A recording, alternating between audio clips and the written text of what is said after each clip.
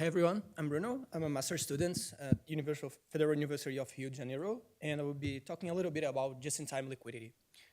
First of all, I want to thank all my co-workers. Without them, this wouldn't be possible. So let's begin. To get to the point, we need first to understand what are AMMs. I think that you are already kind of familiar with that. The last presentations talked a little bit, so I'll be quick here. But basically, AMMs are answering the question, how do you do decentralized token exchange, right? So the protocol is fairly simple. We began with a structure that we call a pool. And this represents a pair of tokens, let's say Bitcoin and USDT. And we have two particular users. The first one are liquidity providers, or LP. They are the ones who are lending resources to the pool. So they will be depositing something that can be bought from others.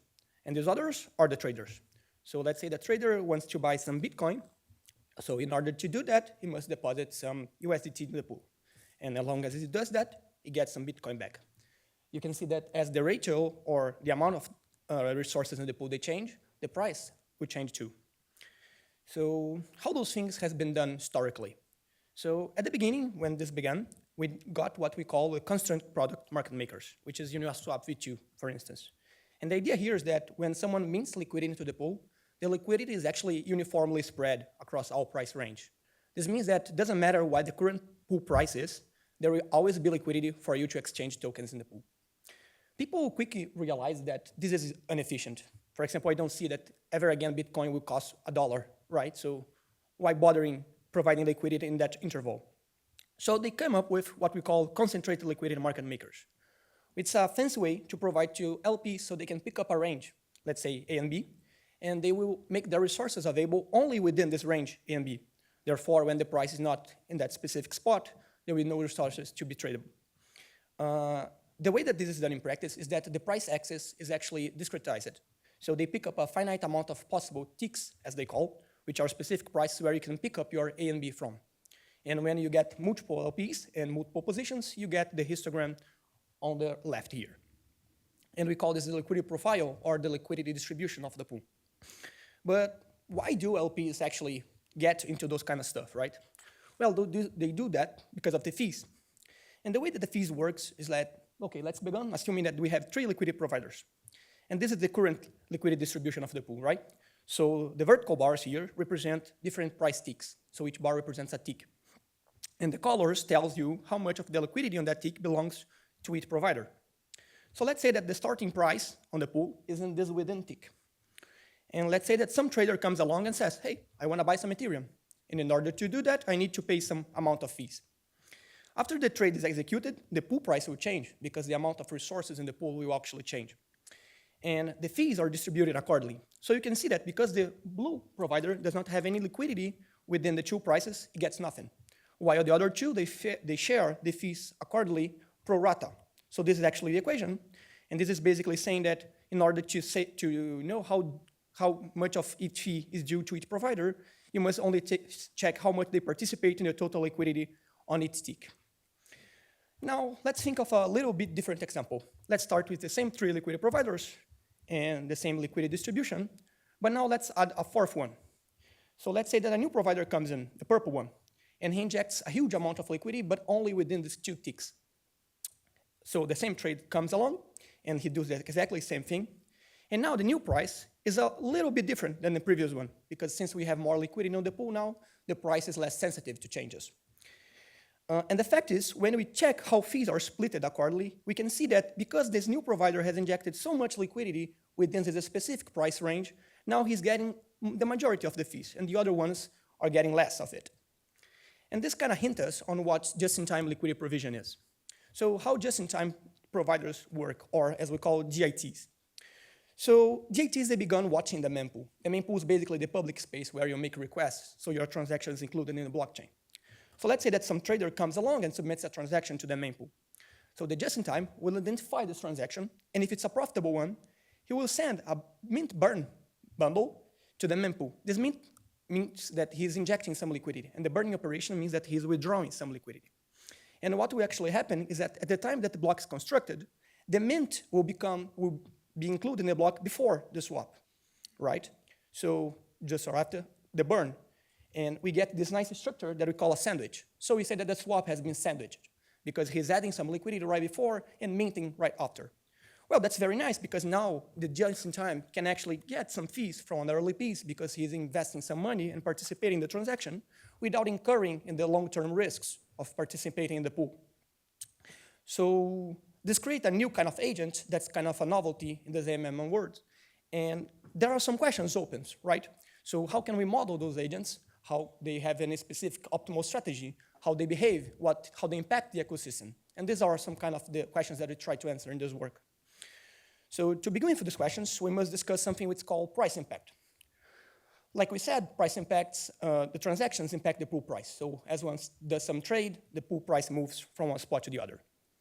And we use the term price impact, which is also known as impermanent loss, to denote the difference in value between a position at different times.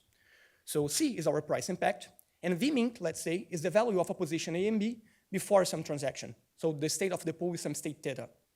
And V withdraw is the value of the same position A, B, but after the transaction. So now the state of the pool is theta prime. So the pool state has changed a little bit. And the common knowledge is that if you assume stationary process, this is always lost. So that's why they call impermanent loss. So this cannot ever be negative. This value, this quantity is always positive. However, when talking just in time, we're not talking about stationary process, right? We are talking about short-term dynamics. So how those things behave in short-term dynamics, let's say a single transaction universe. And we actually find out that this can actually be negative value, therefore it can be a source of profits. So price impacts, they actually can favor the just-in-time traders when they become negative values. And we prove precisely what's the threshold in which this is achieved. Here, Q represents the current pool price. Q prime represents the future pool price. This is the price after the trade. P is the market or external price. So let's say the price on some exchanger. And Q hat is the price projected onto the interval AB. So we here prove a little bit illustration to assume the price in the market to be 1. So we can derive the boundaries in which the price impact is actually profitable to just-in-times. So by these conditions, we can know if price impact or the changing price is benefiting just-in-times or not. So in power of that, let's try to model their behavior a little bit. So begun with some assumptions. The first one, just-in-times, they know everything about the swap. This is an easy one, right? Because they can see the swap, they can see the transaction, they can see the state of the pool beforehand. So at the time that they are creating their position, they know everything about it. So what they do is they try to optimize the utility, and they are subject, of course, to some constraints. This is the budget constraint, right? They do not have infinite amount of money, but a finite amount of money.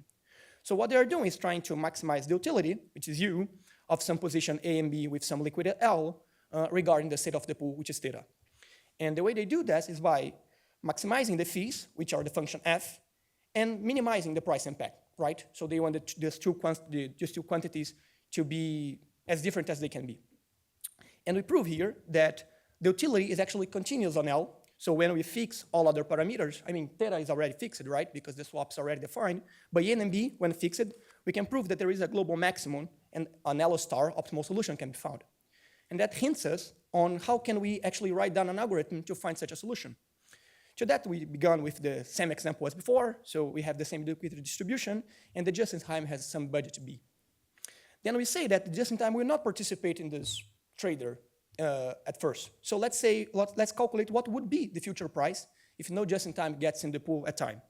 So this is the new price, just like before.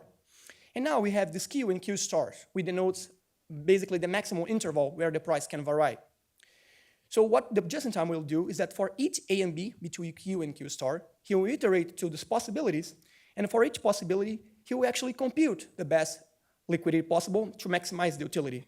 And in the end, he just picks the best one, right? This has a clear issue, which is the complexity of this algorithm depends on the distance between Q and Q star. However, in practical cases, we can see that Q star is often very close to Q. So the price does not change that much because pools are already very popular. So this works very in practice, and it's very feasible and within the 12 seconds. So to give a little more understanding on how this is happening in real life and how our algorithm behaves, we can do some empirical analysis. So we have gathered some data of 6 months in 2024, which there is a bunch of transactions. Mainly 7,000 of those transactions are just-in-time transactions. And we get some takeaways from this empirical analysis when we compare to our optimal strategy. The first is that just-in-T are investing suboptimally. So this is a cumulatively distributed function. So we can see that the red one is the real profits of real just-in-times, and the blue one is our algorithm. And you can say that real just-in-times, they have a positive probability of incurring in negative profits. So how does come to be, right? They are earning fees, why they are losing money? Well, the reason why that is exactly the second takeaway that we have. As a matter of fact, in 80% of the transactions, the thing that's most important is actually the price impact. So while people are very concerned about fees, the main driving force of just-in-times are the price impact. And by neglecting that, many just-in-times are actually losing money due to price impact being larger than the fees. So they should be mainly concerned about how to maximize how much value they are getting from the changing price in the pool, and not in how much fees they are actually getting. And the third result is that it does not come for free, right? So just-in-times, they are not harmless entities. As a matter of fact, if we compare in this plot, we are showing on the x-axis the possible budget that just-in-time I have, and on the y-axis, the amount of fees received by passive LPs. So we can see that as just-in-times they get more budget to work with, the total fees that the passive LPs would receive, they diminish very quickly, actually, because they are now being stolen by just-in-times, right? So just-in-times can be harmful to another agents. And so get some take-home messages about all this story here. The first one is that just-in-times are actually very important. They might seem a harmful agent, but they are very important because they reduce slippage. In the sense when they inject a lot of liquidity in the pool, this is very good for the user, because now the user is trading in an ecosystem where the price is not that sensitive. So that it actually does not change that much. So this helps stability. However, like I said, this is not comes from free. They actually can be harmful to other players, mainly to passive LPs, because they are taking fees from themselves, and passive LPs already have a tough enough life, right? So JT actions can actually be kind of disincentivizing passive liquidity distributions.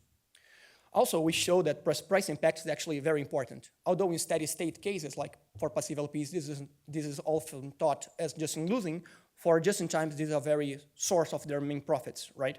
So this should be more looked into. And finally, we observe that, or at least we believe that, in CLMMs, the incentives to just-in-time liquidity providers, they have grown. And we hope that this will actually keep growing with new versions, for example, Uniswap V4, because there are new tools and, for example, hooks that are very good for their behavior. So that's basically it. Thank you.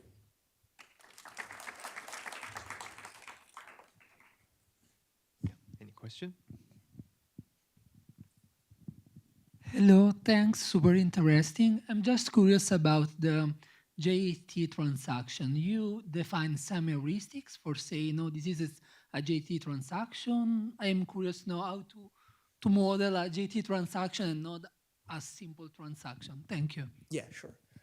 The way that we do it, we kind of were inspired in other works. So the way that we do it is we try to identify triplets in the blockchain. So we look at the blockchain data and identify triplets. These triplets must be a minting operation. This is someone injecting liquidity, a swap operation that comes from a different address than the one that's injecting liquidity, and a third operation, which is the burning operation, withdrawing liquidity. And the minting and the burning operation, they must have the same address. So whenever we find this triplet, so someone in the same block minting liquidity, then follows up by a swap, and then the same person withdraws this liquidity, we classify it as a just-in-time attack. Thank you. Any question?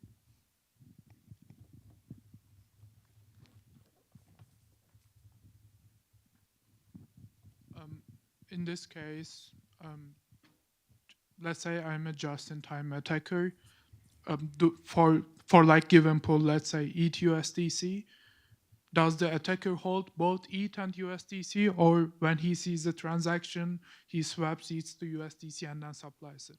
And if he does a swap before that to have the both tokens, does he route it through the same pool that he's going to provide liquidity, or how does it actually work? Yeah, great question. Actually, there is the two cases, right? There is the case where the just-in-time already has the resources, so he's just injecting liquidity and taking out.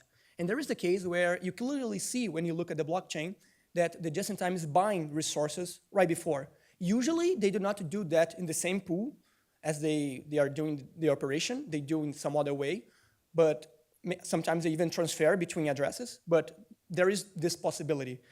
And there is even a curious case that we observed a little bit, which is sometimes on some very specific pools, just-in-time attacks, in order to kind of improve their conditions in which they are operating, they realize a previous transaction. We have been calling this the double attack, right? Because before, we saw a little bit on the last presentation, they do some front running of a transaction that moves the price to a very low liquidity spot, so there are less liquidity there. Then they make the injection of liquidity being easier because then now they need to invest less resource to get most amount of fees. And then they do another transaction driving the price back. So kind of fixing the arbitrage problem that they created. So they kind of walk away with 2 wins, right? I see. Thank you. No, you're welcome. We still have a room for one more question.